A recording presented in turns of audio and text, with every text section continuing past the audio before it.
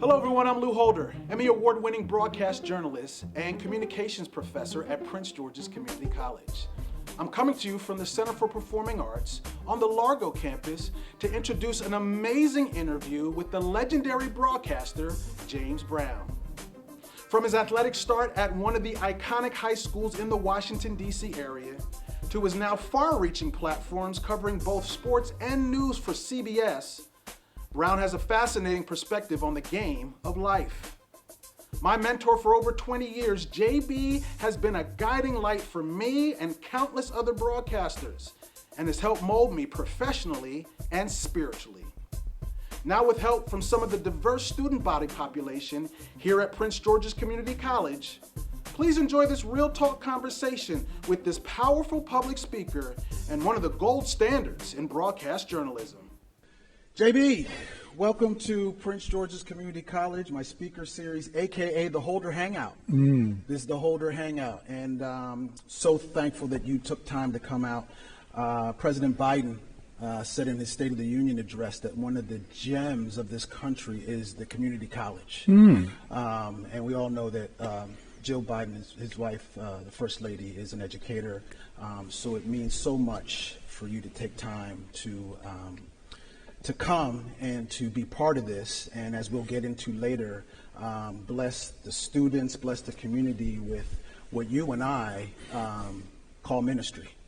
Call ministry. This is a kind of ministry for us, which we'll get into later. But I first want to talk about how I got to you, and then you can tell us how you got to where you are, right? So the quick story is I was working in Connecticut. Stuart Scott, Jason Jackson, David Aldridge. We all became good friends up in Connecticut. And when my time at that station at NBC in Hartford, Connecticut was over, said, I'm coming to Washington, D.C. David Aldridge says, yeah, I'm going to connect you with James Brown. I was like, really? I mean, everybody who knows anything about broadcasting, James Brown is the man. So he said, he made that introduction. I contacted you. You were working for Fox at the time. And what a lot of people don't know is you were flying from this Washington, D.C. area to L.A. every week and back because you love this area so much. You got a place. And we would talk. We build a relationship. We would pray. We found out we were men of faith. Then I went into different areas with Fox and things of that nature. Then you came to CBS, and it's all because of that relationship with David Aldridge that connected me with you. And then now we are connected on so many levels. I'm a deacon at First Baptist Church of Glen Arden. You're a minister of the gospel.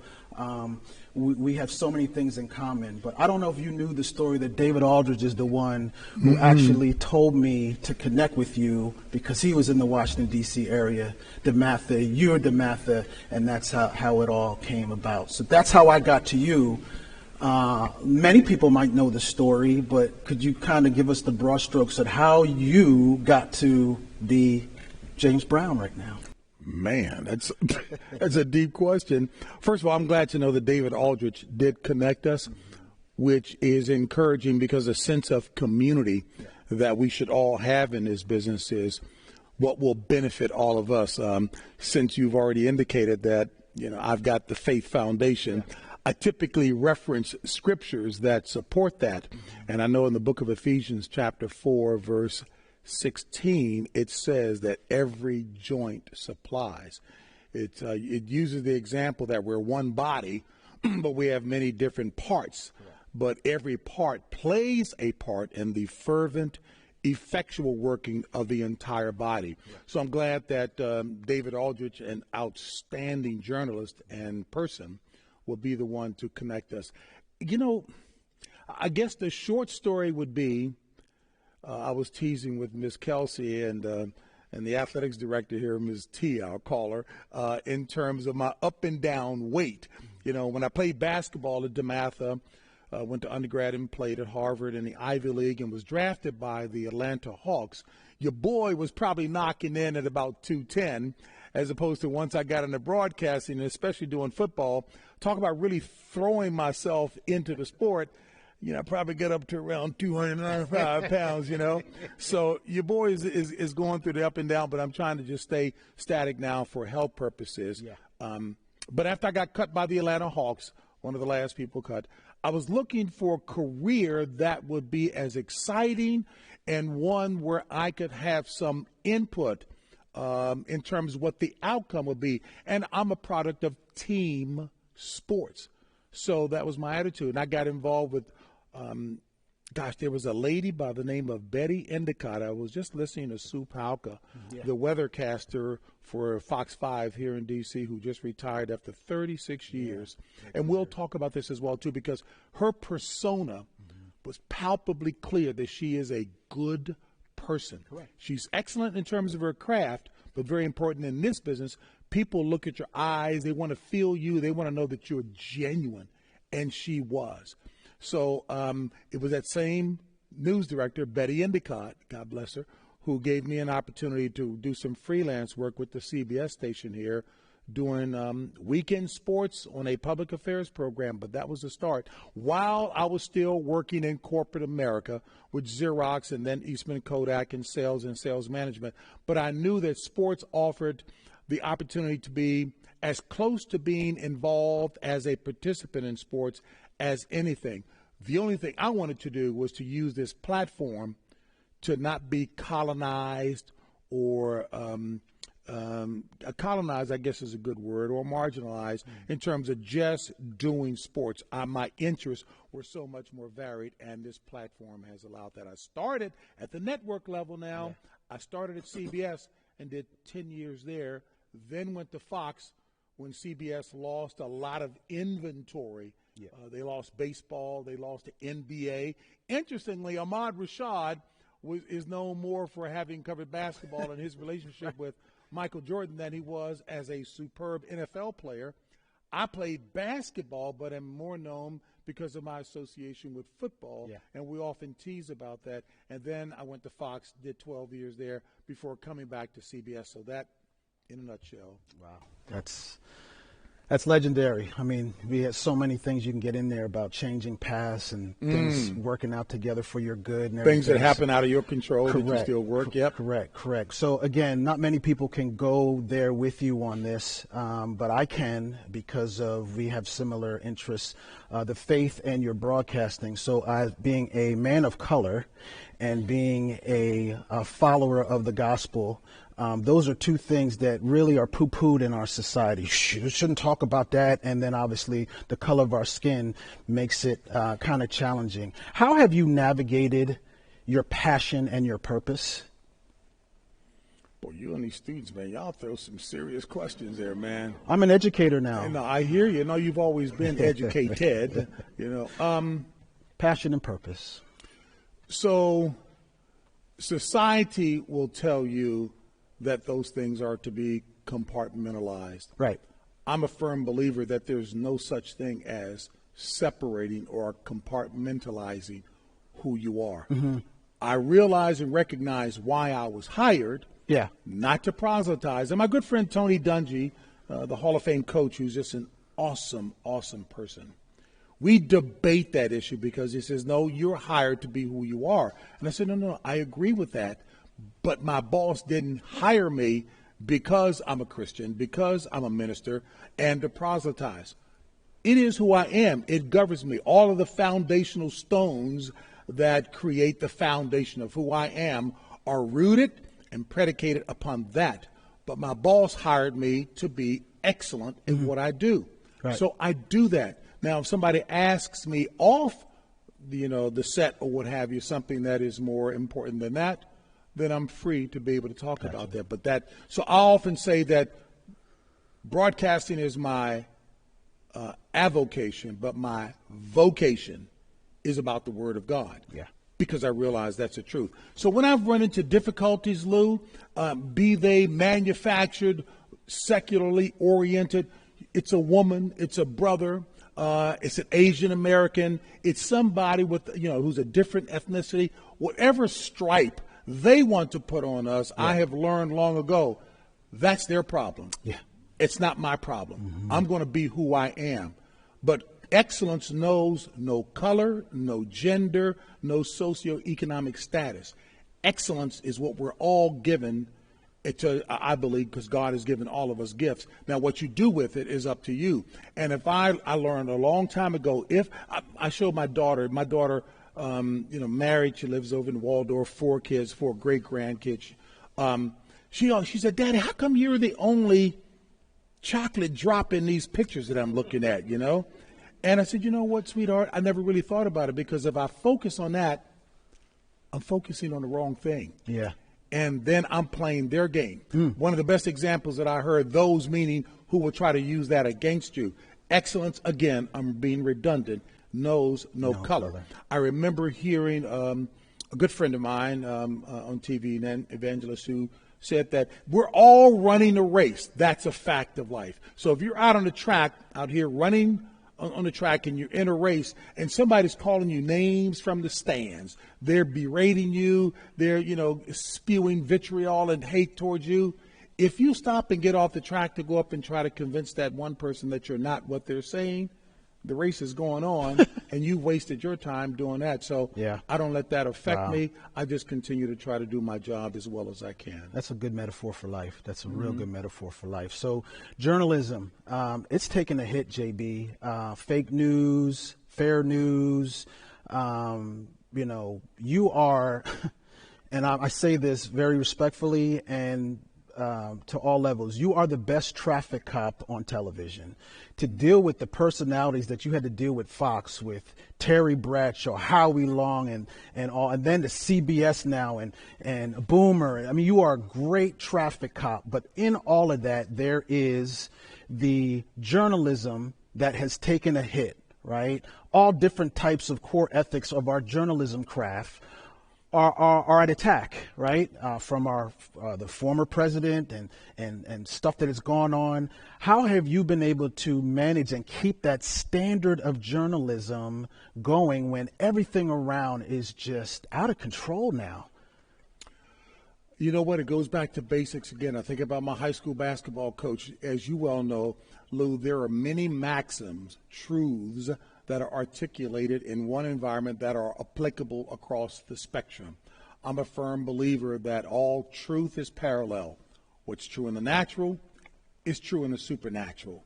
So truth, there are core principles in terms of what an excellent journalist is. Report the facts, verify, and just speak it. I'm not hired, although I do, as a special correspondent for CBS News, I do get the opportunities in certain settings to offer my opinion. But when I'm in a role as a journalist, I'm to present the facts. I'm to interpret them in the context of sports, or if I'm reporting on a news story, to again comment on them in the context of what's the accepted norm. What's constitutionally sound. So that's what I do.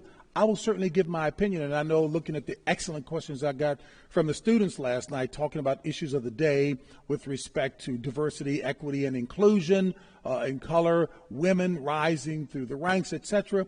You know what? The people who have a myopic mindset on that again is their problem. And nobody from the outside can define what fake news is if I know that I'm speaking the facts.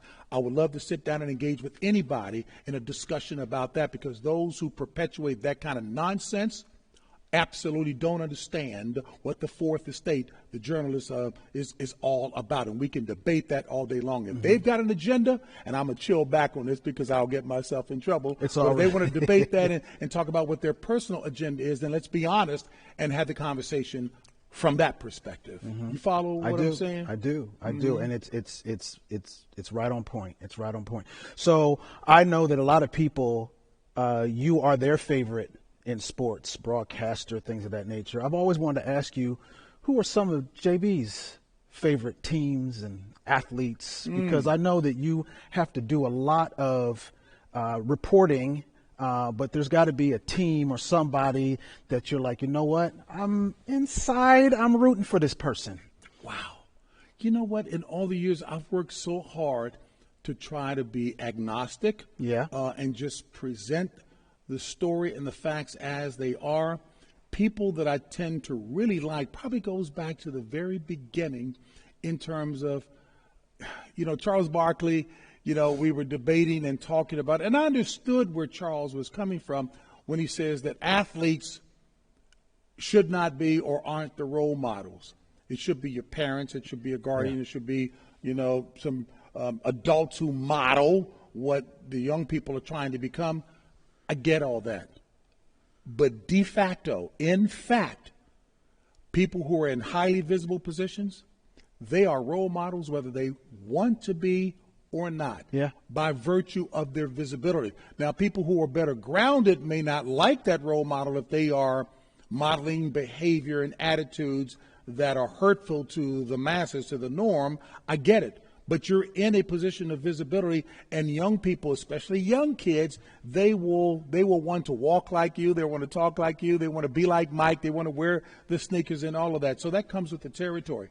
So for me, when I do profile stories or insightful stories on people, I go to those I know who recognize their responsibility and carry it well. That's my bias in that regard, because you do influence people. Right. Hey, I've got my grandson, he's 8. The granddaughters are 10, 12, and 14.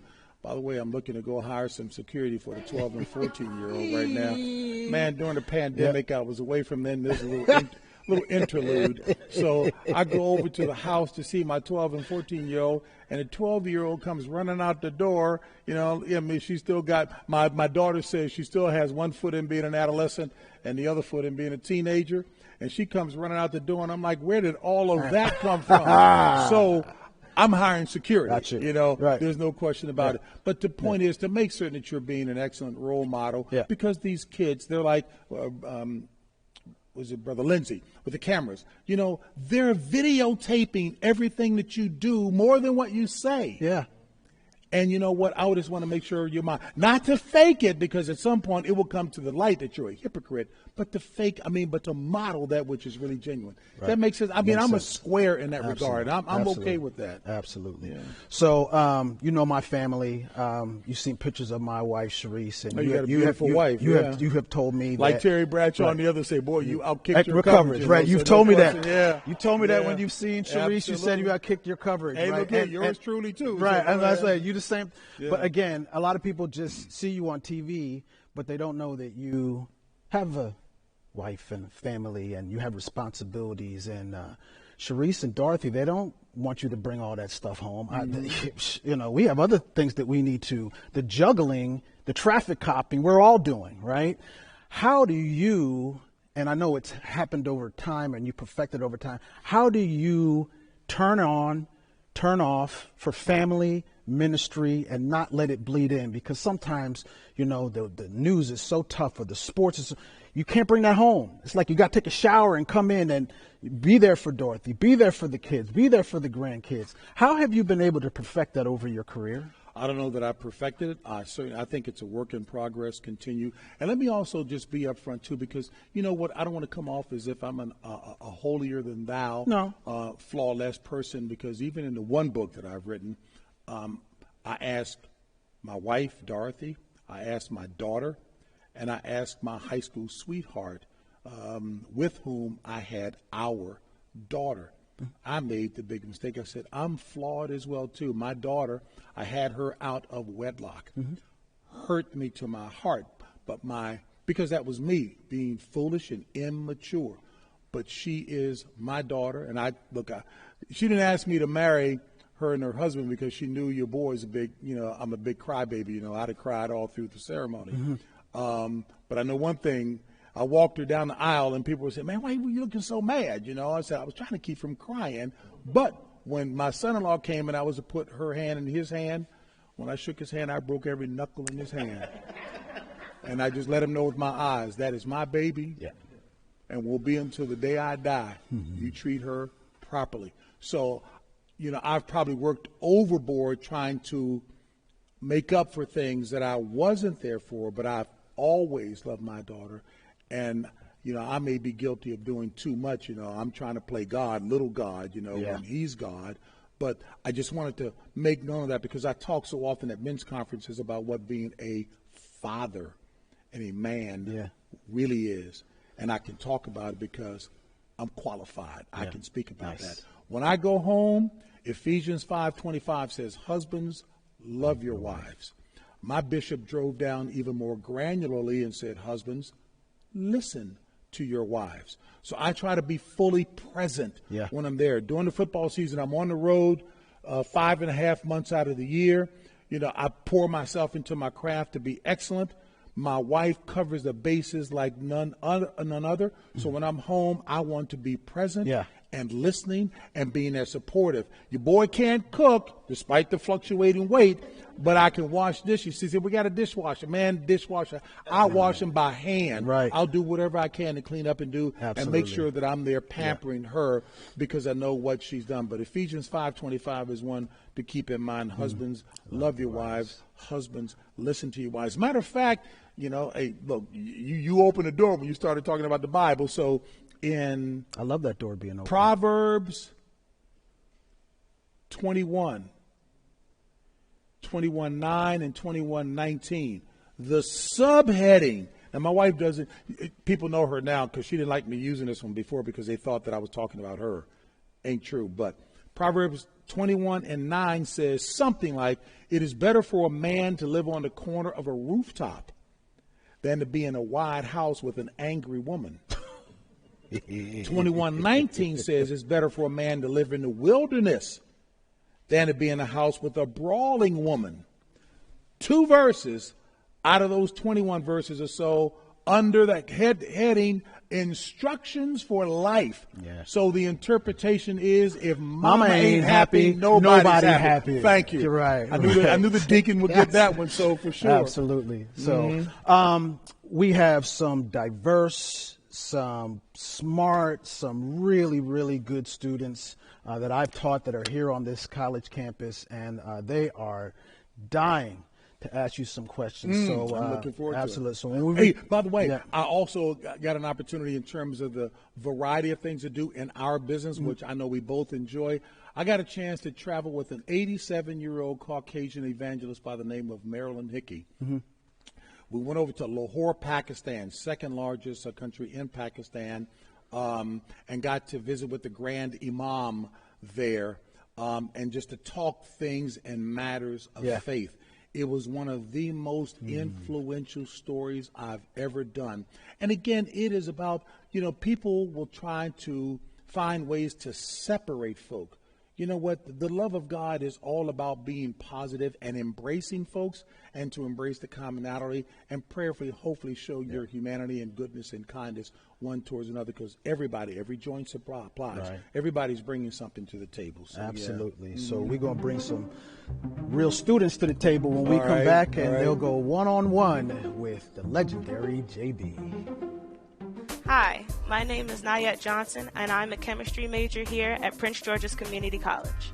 What I'm most excited for in my interview with Mr. James Brown is his journey. I want to know his ups, his downs, his failures, his successes, because I feel that the failures teach you the most lessons. They really take you where you want to be. And in his type of journey, I would love to know how and what pushed him to become where he is today. Hello, my name is Amar Banya, and I'm here at Prince George's Community College studying mass communications.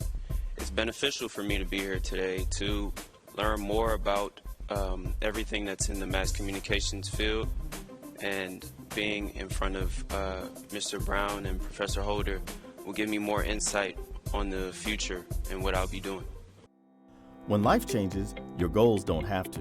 Register now for spring classes at Prince George's Community College. Earn credits toward a degree or a certificate to upgrade your job skills. Complete your general ed courses at PGCC, or start one of our in-demand career programs like allied health, nursing, technology, cybersecurity, or business. Register today at pgcc.edu/now. Find your path, pursue your passion, and realize your dreams at Prince George's Community College. PGCC provides academic and career pathways, flexible learning, and financial assistance. Your passion, your path, your PGCC.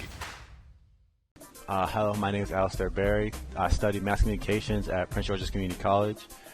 Today I'm interviewing James Brown, and what I'm hoping to gain from that is just knowledge from someone who has experience in fields, because you know a lot from like textbooks and looking up stuff online, but it's completely different asking someone who's actually done it and won awards a question than it is from just looking up yourself. Hi, my name is Shansa Asif, and I'm a student here at Prince George's Community College studying business management. I hope that talking with James Brown today will be really helpful in getting a better understanding of what we can do in our workplaces to promote diversity and inclusion. Welcome back to the speaker series featuring the legendary sportscaster, broadcaster, James Brown, and the dynamic students of Prince George's Community College. JB, from the closest to you on the bottom, that's Nayet, that's Amara, that's Shanza, and that's Alistair. Up top, it's Anne-Marie, that's Ezra in the middle, and that is Naila.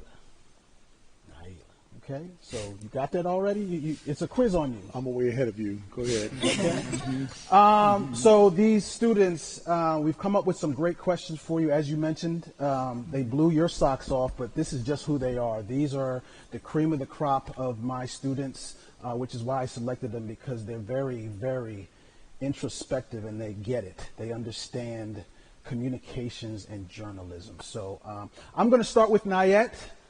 Because her question was very, very interesting because of your past, how you got started and where you are. So, Nayet, you're up first. No problem. Nice to meet you first Likewise. off. So my question for you is, I went to Elizabeth Seton High School. And for those that may or may not know, Elizabeth Seton High School, it is a school, the sister school to DeMatha, so it's all girls, DeMatha is all boys.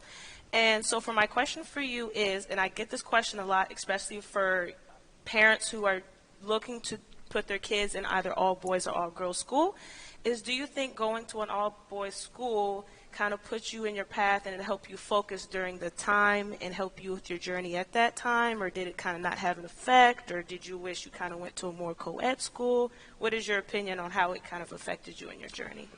Great question, Ms. Nayet.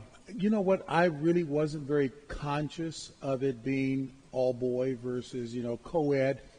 I just wanted to go to a school that was an excellent school academically. To be clear, I love sports, and I had some skills in basketball, and it helped my parents of very modest beginnings to ensure that I would get a scholarship to college. Although, interestingly, while I was blessed to be recruited by over 200 colleges, I went to a school where we had to pay tuition and go into Ivy League school, but we did qualify for some financial aid. I set that as the backdrop to say I would leave that more to the parents and or the students to determine whether one or the other environment is better for their ability to learn and focus on what it is they're pursuing. So I would never counsel one way or the other. In terms of whether it helped me or not, I think it's just a matter of being focused on what my objective was.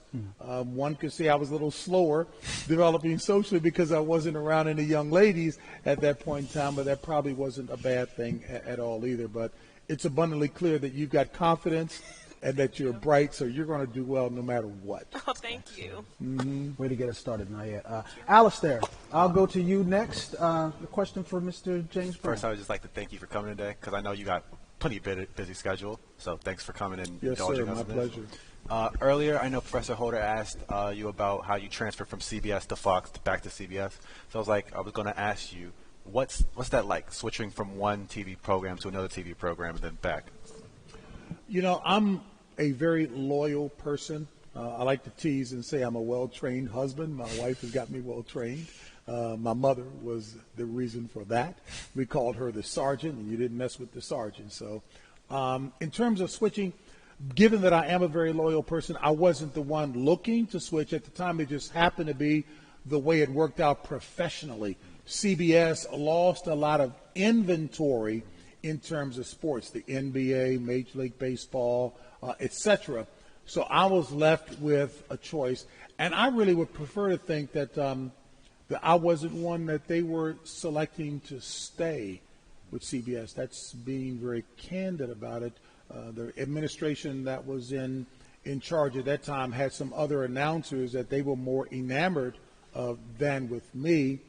But this is where my faith came into play as well, that I knew I could do well in this business, and I never gave up on that. So when I went to Fox, that was a door that was open that allowed me to really showcase my skills even more, co-hosting the Fox NFL Sunday show with some outstanding people in Terry Bradshaw, Howie Long, and Coach Jimmy Johnson. So that certainly raised the level of awareness, and Professor Holder was teasing about working with some challenging personalities, and they are big personalities, but it helped me to understand that my role was to elicit the best from them. Esteem others more highly than yourself. Yep. So I looked to try to focus on what their strengths were and to maximize that, which meant anybody who knew the job knew that I was doing my job well. Unselfishly, I wasn't trying to compete, because I figured if they look good, the old expression, a rising tide lifts all ships, then we would all look good. So that was an excellent experience for me, but I'm also thrilled to be back home at CBS. Did I answer your question? You answered that way better than I thought. Okay, thank you. Thank you. Naila, you're up next. Hi, Naila. thank you for joining us today. Yes, ma'am. As Professor Holder has mentioned, it's not what you know, but who you know and who knows you. With that being said, how has networking helped further your career? You know what, and I don't make any excuses for washing expressions through the water of the word in terms of who I am. The who you know would be God, because I firmly believe Psalm 75, 6 and 7, which says that promotion doesn't come from the east, nor the west, nor the south. God is the one who puts down one and sets up another. So you focus on being excellent in your craft. Now, where that is true, like with the professorial staff that you have here, take advantage of them. The experiences that they bring to the table, the insight that they have, the knowledge and wisdom that they have. Pick their brains, because that's going to help you as you look to move up the ranks. So who you know in that regard is very, very important. And it paid dividends for me, because I transferred those things one to the other. Athletic maxims, you heard me use the expression that all truth is parallel. A principle or a precept that is rooted in truth is applicable across the spectrum, in academia, in sports, in government, in education. So make certain that you're learning as much as you can about the fundamentals of our business, and you exhibit excellence. On top of that, people will then buy you, who you are, the sincerity, the hard worker that you are. Always remember this. My high school coach told me this, and it works across the spectrum. There's no such thing as standing still. You're never parked in neutral. You're either getting better or you're getting worse. And for me, while I worked hard to become a great basketball player, when I got to the so-called top, before I got to the NBA, I started regressing because I wasn't working as hard to get better. And that truth, that precept, that principle applies in a game of life. Never think that you have arrived. You keep learning. Okay, does that make sense? Yeah, it does. Thank Yes, you. ma'am. And that legendary coach. Oh, Morgan Wooten from DeMatha High School, who, much like my friend Tony Dungy and so many others as well, too, they were good people. Yeah. And, you know, I never, ever heard either of them curse or profane a person, a player, or a student, and trying to exhort them on to better performances. Encourage them. That old trite expression, nobody cares how much you know until they know how much you care, that's true.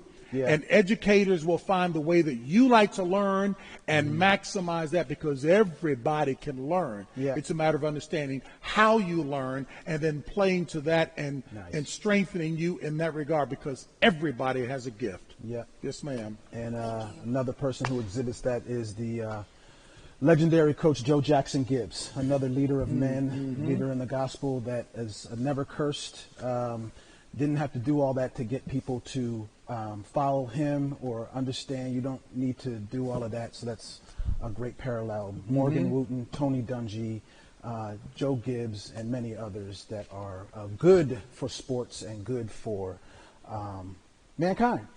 No doubt. You know what, and Lou, to that point, I remember Coach Dungy, when he was laboring in the vineyards to try to move up the coaching ranks, People were wondering why it took so long because they thought it was too soft and the whole 9 yards, but he had a passion and a drive for excellence. His mother, a Sunday school teacher, and his father, the first person of color to get a PhD in the state of Michigan, who served in World War II, but when he came back, he couldn't get a job at the local white high school because he was African American. So he walked to school, I think, T.C. Williams or wherever it was he was teaching, and his whole attitude was, what can we do to make it better? And he wanted to make sure his students were the best prepared of anybody. What are you going to do to make it better? Because there's enough frustration out there that we will deal with, but the question is, how do you respond? Not react. How do you respond to that? Anyway, that's enough. Thank you very much. Anne-Marie, you're up next. Anne-Marie, your question for JB. Thank you, Mr. Brown, for speaking with us today. You've had a very impressive and impactful career, but one of the lessons I took away from Professor Holder's class is that we're all people and we've all had our own starts, and you're a person just like us. So what I'd like to know from you is, how have you cultivated and shaped your style and manner of broadcasting throughout your career? Wow, deep question. At least the way I'm understanding it, hopefully, Miss Anne-Marie, is I know these sound like trite expressions, but they're really so true. Don't try to be like somebody else, because you're only going to be the second best of that other person. Be the first best, Miss Anne-Marie. Whatever and whoever you are like, be that. The common thread is to be well prepared, because broadcast companies, bosses, executives, they'll look over the breadth and scope of your career to see how you've tracked, how you dealt each and every year, what kind of subjects did you take, how were you engaged in extracurricular activities. We live in a very diverse world. How do you work in a diverse setting where everybody recognizes that all bring gifts to the table, and how do you utilize that for the good of the whole to accomplish the objective? So you work on being the best that you can. I mean, saturating these teachers, these professors with questions, absorb it. And my mother had the best expression, doesn't sound like an academician who said it, but the truth of it was there. When somebody gives you a nice, chicken leg, you chew the meat and spit out the bones, just to make sure it works for you. And that's what I've attempted to do. I tried not to pattern myself after other people, but to be just who I am, and I would hope that's a genuine person. The best advice I got when I broke into television, which started with the then named Washington Bullets when they were located here in PG County, was a Jewish producer, Sheldon Shimmer. I want to make sure I give him credit. And what he said, young man, you just be believable. Work hard, sharpen your craft, but when you look at that camera, be believable, because people will see your soul through your eyes. Let them see genuineness. And when you make mistakes, people will bear with you. Heavens, I'll never forget my first time working at Channel 9. Actually, I was working with Frank Herzog. I was a weekend sportscaster at Channel 7 here, WJLA, and I'm leading to what the sports are supposed to be, and I'm getting ready to do some golf highlights, and they throw up soccer. So I've got to adjust to that. Then I was supposed to go to a football highlight. They threw up basketball. So the point was, I learned to just roll with the punch and be yourself and natural, because the audience that's watching you, they're going to feel and pay attention to everything that you display. And if you show that you're frazzled and the whole 9 yards, then they're going to feel on edge as well, too. But they know you're working hard and you got your craft down. They will work and bend with you in that regard. So what I did after they threw the second set of wrong highlights up, I just said on air, you know what? You guys decide what you want to show, and I'll just play on that. So that just kind of took the edge off of it, and people rolled with you. And I learned that from a local weathercaster, Paul Anthony, who was gifted. Older names, maybe some of the professors, I'm way older than them as well, too. Maybe they can help you with these names. But the point being was, I learned. He walked over to the weather map and forgot his clicker. And rather than make it a real stressful situation, he just said, hey, those of you in the television audience, talk amongst yourselves, and I'll be right back as you're going to get it. So you follow what I'm saying? So just make it conversational and loose. Yes, ma'am. Thank you. Amar, you're up next. I must say it's really an honor to meet you in person and to be in attendance with everybody here. One of the things that I think is most important within the journalism field is probably the 5 common core ethics in journalism, which are accuracy, independence, impartiality, humanity, and accountability. Which one of those are most important to you and why? Ooh, Professor Amar, man, you came. Hey, where did you get that from? Where did you get that from? Of course, I got it from you, Mr. Oldham. Wow, that's pretty loaded. Let me hear those again. Accountability, accuracy, what else? Humanity, independence, and impartiality. And impartiality. Yes, sir. Yeah, you know what? I got to be honest with you. It's going to be hard for me to separate one from the other because they're all interrelated and really rely on each other. I think you internalize all of those things when you're doing your homework. You heard me talking with Professor Holder when I was talking about those who would cast aspersions on those of us in the business. Now, there are some organizations that have agendas.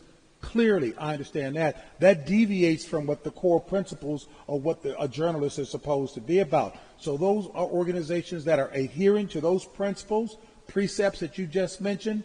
That's fair and objective, and I know there's a certain organization that adapted that expression. That's being a good journalist. Some will call it names and cast aspersions, but you can't worry about that. All of those are important, and you can internalize them. One of the biggest things, I'm really strong on character and integrity. People will see that. I once did a leadership series many years ago with some then big name people in across the spectrum, if you will. And the guest speaker was General Norman Schwarzkopf, who was the leader of the troops, the American troops in Desert Storm. Brilliant man, understood human nature. And he talked about how he did a study on all of the successful people who led Fortune 100 companies on Wall Street. But he was more particularly interested on those who failed, because you don't get to that level without being smart, without having a lot of potential, without having drive and determination. But those who failed universally are those who lacked character and integrity. In the world of sports, a big-time Hall of Fame coach, Marv Levy of the Buffalo Bills, said when he's watching the athletes, then the camera comes on, and Brother Lindsey comes up here to shoot you, people will show personality when the camera's on. When that camera's cut off, then you find out whether or not they really have character and integrity. Those three ought to be the same at all times. I'll close my comments with this. I think it was Franklin Roosevelt, President Theodore Roosevelt made a comment that is absolutely true. He says, because many people are smart, but they lack character and integrity. And he says to educate in mind and not in morals is to create a menace to society. How many people do we see out here in the world who are smart and gifted, but arguing, objectives, personal agendas? A lot. Okay? All that stuff comes out in the wash. Be excellent at what you do. Be a good person, and people will see that and buy you. Mm-hmm. Thank you so much. Ezra, you're up next. I just want to say thank you again for coming out. I really do appreciate it. So my question for you is, you've obviously had so much experience in this industry, from being on the field to being a sideline reporter to being a studio host and to being an anchor. My question to you is, personally, which one of these did you enjoy the most and why? Honest answer, and not being politically evasive, for real, all of those experiences added to a foundation of being prepared. When I got cut by the Atlanta Hawks, I was being very honest with you. And this happens in any facet of life when you fail something. And it was Zig Ziglar, the great Christian motivational speaker, who said it, and it's true. Failure is an event. It's not a person. Although in society we've got many people who are articulating a certain attitude and personal agendas when they reject people for no real good reason. Rejection is a powerful weapon against one's self-confidence. And there are those who traffic in that because of their own narrow, bigoted mindset. But don't let that affect you. All of those experiences helped me. Being a sideline reporter helped me to understand, unlike what I'm doing right now, in giving succinct answers. On a sideline reporter, I have 45 seconds to get a story in. I better get to it quickly and give the elements of that and make it powerful for that 45 seconds.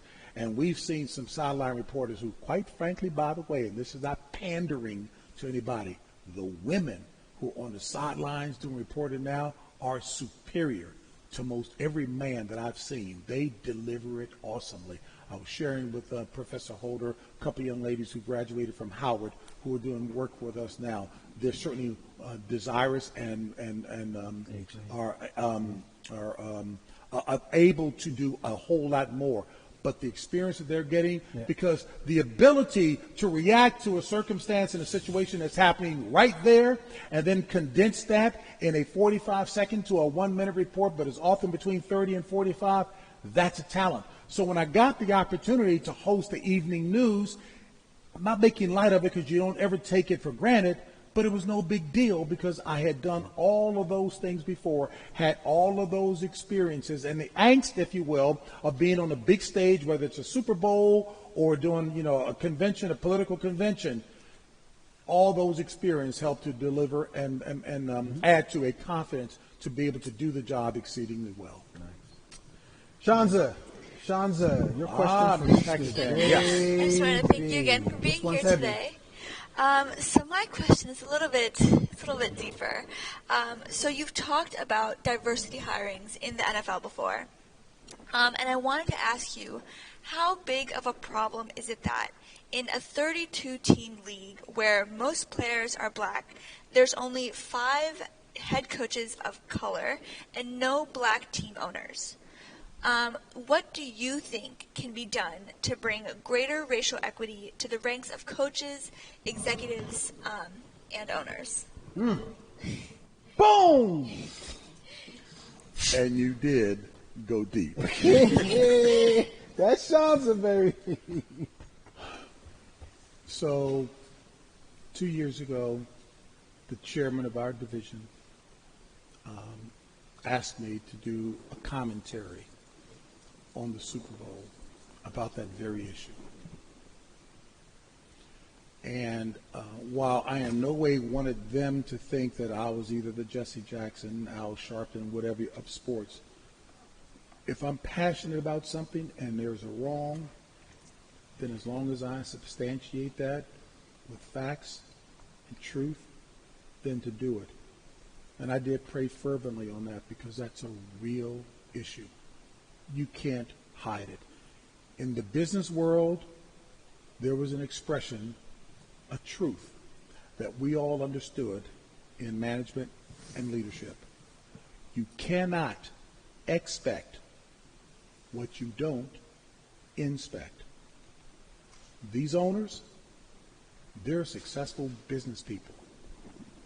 Let there be a diminution in market share in the business that they're in, and you better believe they're going to call their leadership into a meeting to understand what exactly is contributing to that and come up with a plan of action to address that. And jobs are on the line if, in fact, you're not monitoring the metrics to ensure progress in the right direction to recapture and exceed that market share or whatever the problem is. You follow what I'm saying?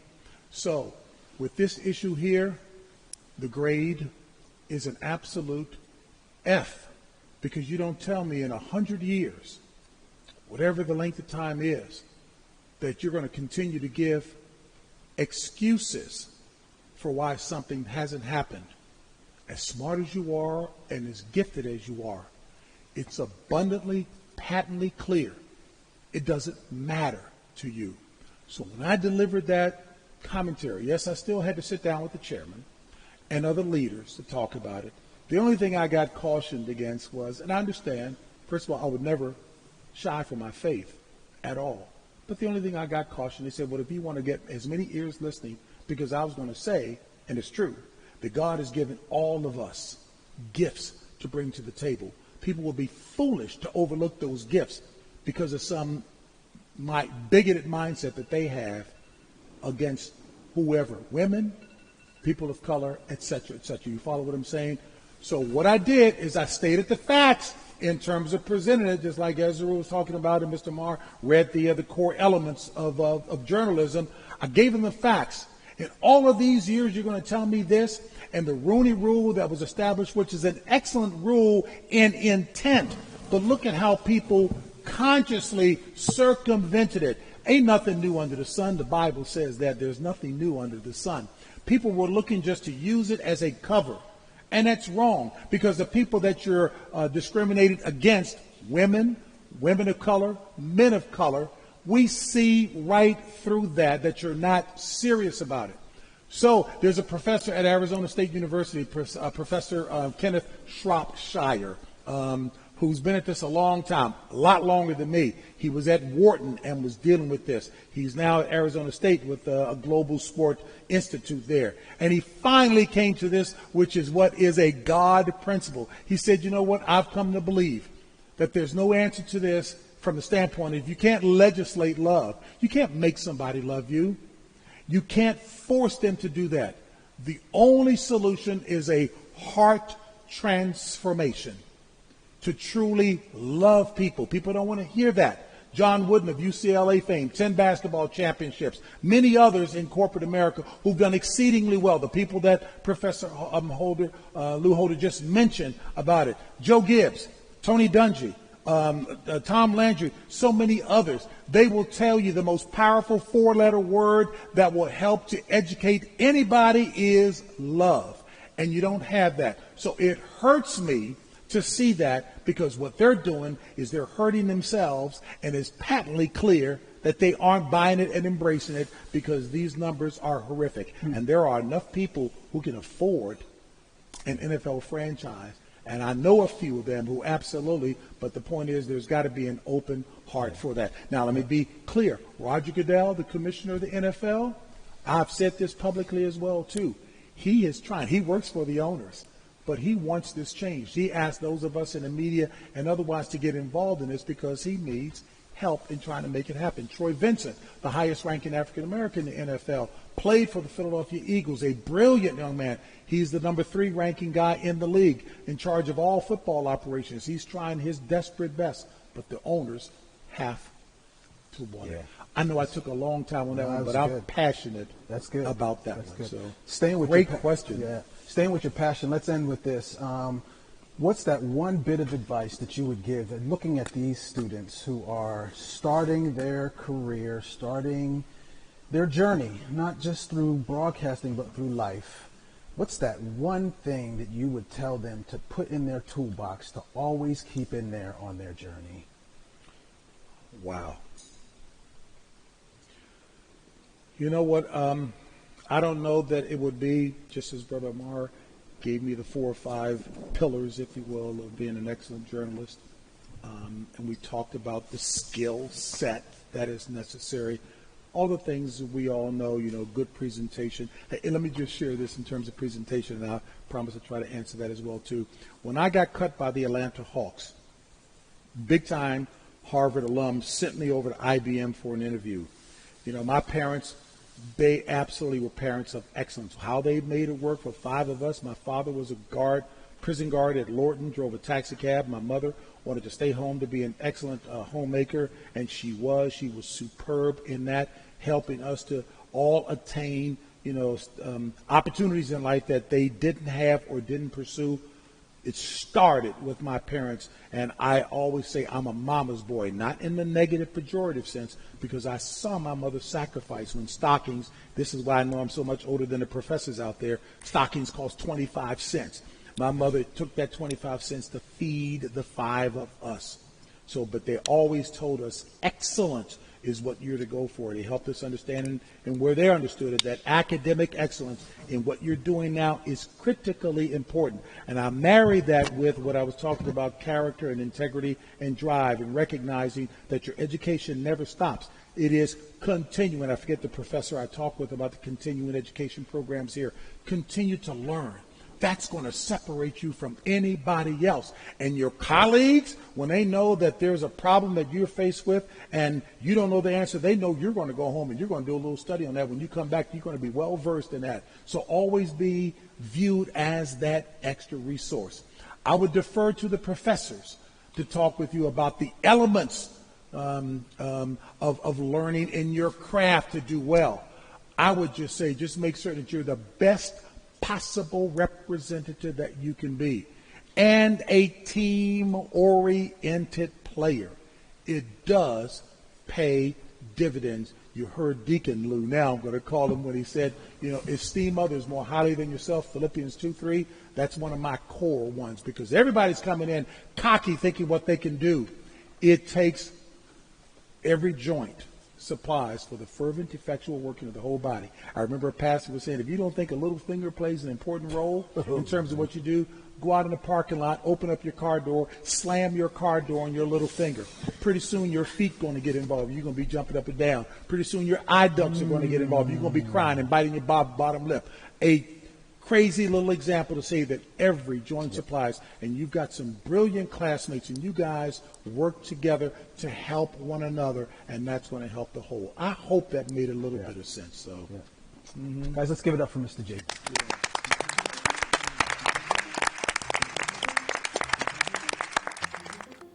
This Real Talk conversation is part of an ongoing speaker series presented by our humanities department to provide empowering opportunities for our students to gain insight and exposure from individuals actually working in the industry. And as you have just witnessed, wow, that exposure was clearly captured. A special thanks to Mr. James Brown and to all the awesome production folks at J&D Legacy Consulting, the Center for Performing Arts, and PGCC TV, who make sure events like this are captured and broadcast to you.